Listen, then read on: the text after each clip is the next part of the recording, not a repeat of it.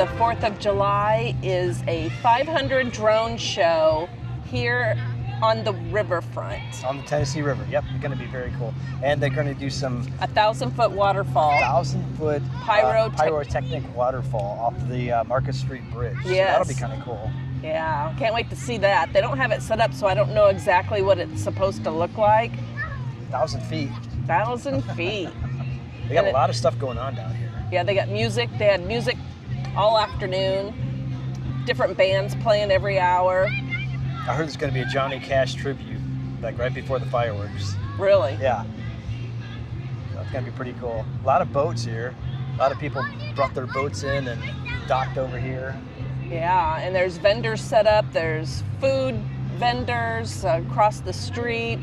Never been to anything on the that has to do with the 4th here at downtown Chattanooga. So this is a first for us. Yeah.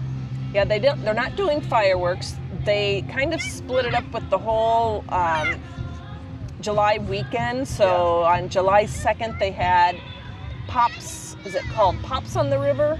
Yeah, I think Symphony or Pops. Yeah, you're right. Pops on the River over in Coolidge Park. That's across from downtown Chattanooga. Yeah, they did that on when though? July 2nd. July 2nd, yeah. And that was their fireworks night. And we were here the 3rd. And it rained hard. Like it was a big storm blew through here. For at least an hour. Yeah. So today it looks hopefully pretty good. They're saying that they might have some rain later on, but we'll see. We'll see how that plays out. At 9 o'clock, we may be all running for cover. But there's a lot of people here. They do have a nice little waterfront area.